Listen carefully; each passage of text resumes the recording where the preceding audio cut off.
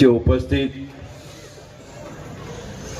સમાજના અગ્રણીઓ શ્રી માન્ય શ્રી જયેશભાઈ પરમાર, માન્ય શ્રી જાદવભાઈ રાઠોડ, માન્ય શ્રી દિનેશભાઈ પરમાર, માન્ય શ્રી અરવિંદભાઈ વાઘેલા, માન્ય મગનભાઈ રાઠોડ, માન્ય શ્રી મનસુખભાઈ ગાગાણી, માન્ય સંજયભાઈ પરમાર, અન્ય સૌ આગેવાનો, સૌથી પહેલા તો આજે ભગવાન વિશ્વકર્માજીને યાદ કરીને,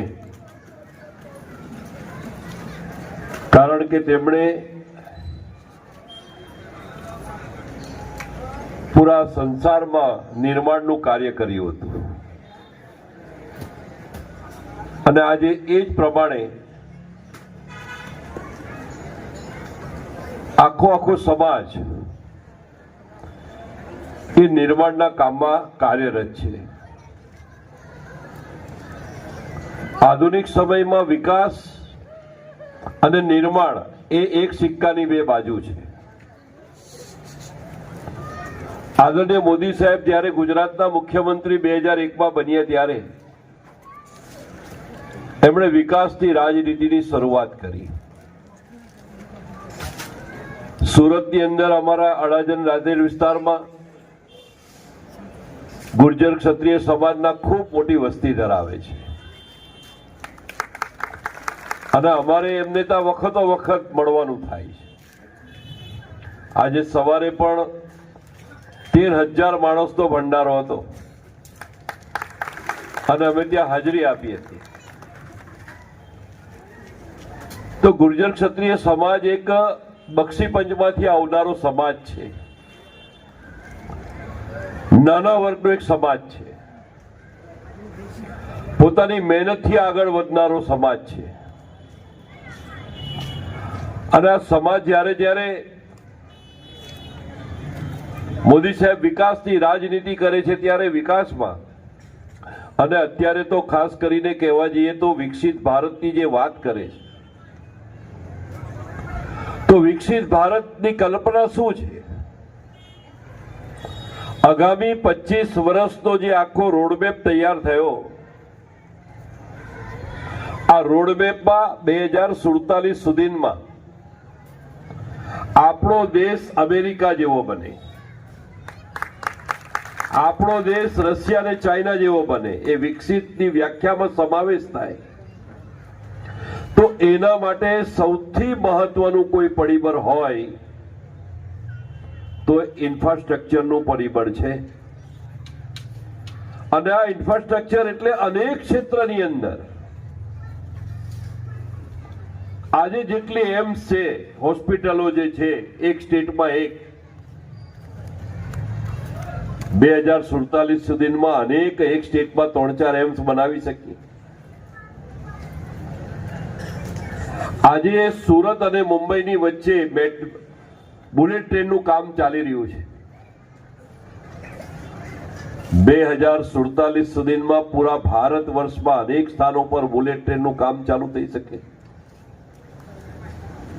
આજે આપણી પાસે 74 એરપોર્ટ થી 150 એરપોર્ટ 10 વર્ષના ટૂંકા ગાળામાં બીજા નવા 75 એરપોર્ટ શરૂ કર્યા.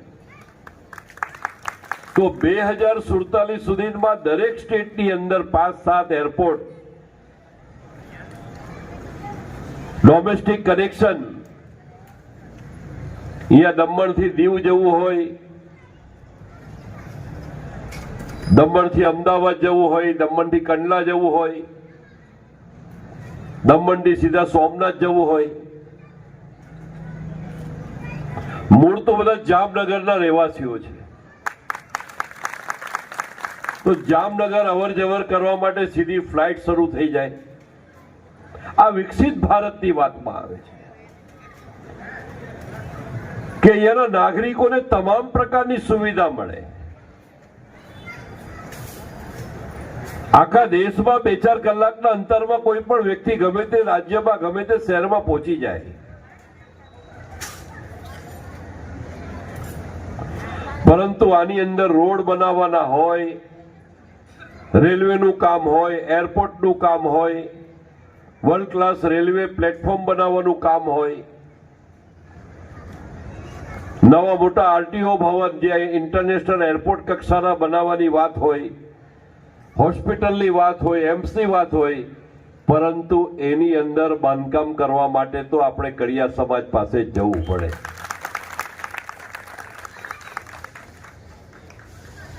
આ ફાઉન્ડેશનનું કામ છે, રાષ્ટ્રનું નિર્માણનું કામ છે, આ ભવન બનાવવાનું કામ છે અને આખો સમાજ એમાં સંકળાયેલો છે. ભગવાન વિશ્વકર્મા દાદાના સીધા આશીર્વાદ છે. તો ત્યારે આ વિકસિત ભારતની કલ્પનામાં હું બહુ સમજદારીપૂર્વક કહું છું કે ગુર્જર ક્ષત્રિય સમાજનો એક પણ વ્યક્તિ બેકાર નથી રહેવાનો. બધાને જ રોજીરોટી મળવાની છે, બધાને જ તક મળવાની છે, બધાને જ વ્યવસાય મળવાનો છે. કારણ કે નવું નિર્માણ કરવું, વસ્તી તો વધતી જવાની. સુરતની જ વાત કરીએ તો 1961 ની અંદર 2.5 લાખની વસ્તી હતી. 1971 માં વસ્તી 4.5 લાખની થઈ. 81 માં 8.5 લાખ થયા. 91 માં 14.5 લાખ થયા. 2001 માં 24 લાખ થયા. 2011 માં 45 લાખ થયા અને આજે 75 લાખની વસ્તી છે. લગભગ બધા શહેરોની આ હાલત છે. આજથી 20 વર્ષ પહેલા કોઈ પણ શહેરમાં આપણે ગયા હોય ને આજે પગ મૂકીએ તો આ સમગ્ર શહેરની કાયાપલટ થઈ ગયો હોય, એ કોઈ પણ શહેર હોય. તો એના નિર્માણના મૂળમાં આ ગુર્જર ક્ષત્રિય સમાજ કડિયાનું કામ કરનાર અનેક લોકોનું એની અંદર યોગદાન છે, સહયોગ છે. ત્યારે ફરીથી આ વિકસિત ભારતની કલ્પના મોદી સાહેબે જે 2047 સુધીમાં ભારત મહાસત્તા બને, વિશ્વગુરુ બને, આખા વિશ્વમાં પહેલા ક્રમે આવે, તો એની અંદર જે કંઈ ઇન્ફ્રાસ્ટ્રક્ચરનું ડેવલપમેન્ટ થવાનું છે તો ત્યારે એ સીધો સ્પર્શ આ ગુર્જર ક્ષત્રિય સમાજમાં થવાનો છે. ગઈ 26 તારીખે અહીંયાના એડમિનિસ્ટ્રેટર માન્ય શ્રી પ્રફુલભાઈ પટેલના કાર્યક્રમમાં ભેગા થયા હતા. ત્યારે જ મેં કહ્યું હતું કે ભાઈ અમાસના દિવસે રજા હોય, બધા આવી શકે તો આપણે ભેગા થઈશું. કારણ કે અમારે તો હવે ચૂંટણીનો માહોલ છે. અમારે અઠવાડિયામાં 1-2 દિવસ ગાંધીનગર, 1-2 દિવસ સુરત ને 2 દિવસ અહીંયા આ પ્રકારનું શેડ્યુલ હોય છે. તો ત્યારે આવનારા દિવસોમાં આપણે સૌ નરેન્દ્રભાઈ મોદી સાહેબના હાથ મજબૂત કરીએ, તમારા બધાના આશીર્વાદ મોદી સાહેબને મળે એવી અપેક્ષા પણ અમે રાખીએ છીએ. અને ફરીથી આજે અમારું સ્વાગત સન્માન કર્યું એ બદલ સમાજને તમામ હોદ્દેદારોનો ખૂબ ખૂબ હૃદયપૂર્વકનો આભાર માનું છું. ભારત माता की जय. एक तो सबसे पहले मैं मंचासीन सभी लोगों का और आप सबका मुझे इतने प्यार से यहाँ पर बुलाने के लिए बहुत बहुत धन्यवाद करता हूँ. और जिस नौकरी में हूँ उसमें अधिकांश रूप से मंच पर कोई और बैठा रहता है और मैं वो काम करता रहता हूँ जो भी जयेश भाई कर रहे हैं. तो बड़ा ऑकवर्ड लगता है इस जगह पर बैठ के. पर मैं 2-3 बातें कहना चाहूँगा. हिंदू धर्म में जो भगवान विश्वकर्मा है वो बेसिकली देवताओं के आर्किटेक्ट और कॉन्ट्रैक्टर और कंस्ट्रक्टर सब कुछ है. तो और किसी भी राजा की जो भव्यता होती है और विशालता होती है वो उसके महल से होती है. तो मतलब देवों के सारे वैभव का जो दारोमदार जाता है वो भगवान विश्वकर्मा के कौशल्य पे, उनके हस्त कौशल पे, उनकी महानता पे, उनकी सक्षमता पे जाता है.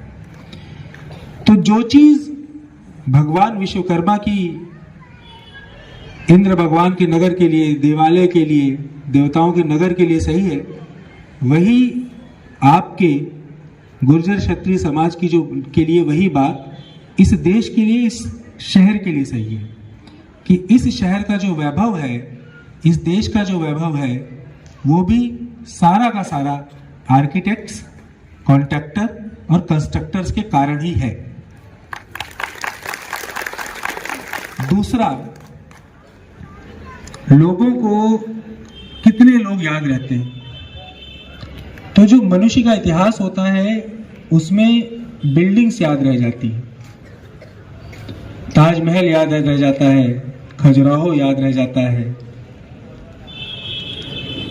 कुतुब मीनार याद रह जाता है, बड़ी बड़ी जो बिल्डिंग्स बनी है वो बिल्डिंग्स याद रह जाती हैं। तो आप लोगों के हाथ का ऐसा चमत्कार है कि बाकी तो दुनिया में लोग सिर्फ और सिर्फ अपने नाम के कारण, अपने कर्मों के कारण जब तक जीते रहते हैं याद रखे जाते हैं। बहुत बड़े लोग हुए तो थोड़े समय और याद रह जाते हैं। आपके तो शाहकार पूरा इतिहास याद रखता है, इतिहास में पढ़ाया जाता है। तो कितनी बड़ी बात है और मेरे लिए कितने गर्व की बात है कि ऐसे मेहनती, ऐसे कर्मठ, ऐसे ज़मीन से जुड़े हुए और ज़मीन को घर बनाने वाले लोगों ने मुझे आज यहाँ पर बुलाया और मेरा बुलाकर सम्मान किया। तो मतलब बहुत बड़ी बात है मेरे लिए भी। मैं आपका पुनः बहुत बहुत धन्यवाद करना चाहता हूँ। आप सबको विश्वकर्मा जयंती के अवसर पर आप सबको अपनी हार्दिक हार्दिक शुभकामनाएं देना चाहता हूँ। ईश्वर करे कि माँ लक्ष्मी का, भगवान गणेश का, भगवान विश्वकर्मा का आशीर्वाद आपके ऊपर सदा सदा बना रहे। और जिस तरीके से आपने इस देश की, इस शहर की अब तक सेवा की है, जैसा कहा कि दूध में शक्कर की तरह जिस तरह घुल के आपने उसकी मिठास पैदा की है, भगवान करे आगे चलकर भी आप इसी तरह से इस शहर में, इस देश में अपनी मिठास बोलते रहे, इसके वैभव, इसकी महानता के पीछे अपना योगदान देते रहे। बहुत बहुत धन्यवाद। Thank you so much.